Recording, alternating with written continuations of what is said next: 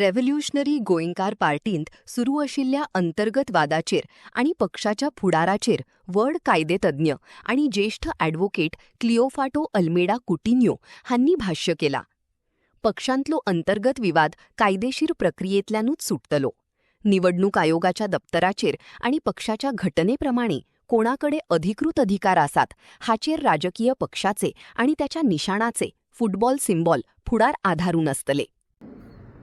And he has total control of the party. Now this is as per the constitution of Revolutionary Goans Party as uploaded by the Election Commission of India on 9th June this year.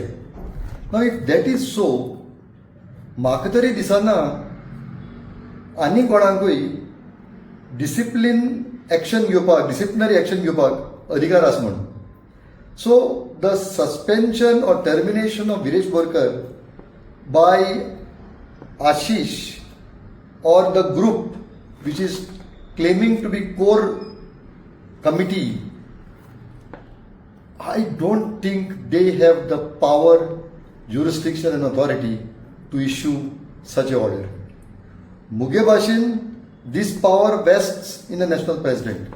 Now एक revolutionary Goans party which is a state party एका national president आसपाक शकता ही एक question सगळे विचारताय.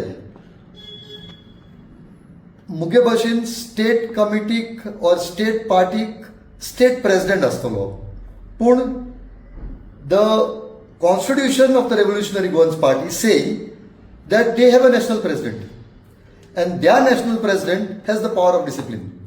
So मुगे भाशेन तरी the action taken by the group which is claimed to be Revolutionary Goans Party is not in sync with the constitution of the party. And to say that Viresh Borkar will be unattached member or attached member does not arise. I don't think the speaker will take into cognizance the action of this group which is now claiming to be RGP.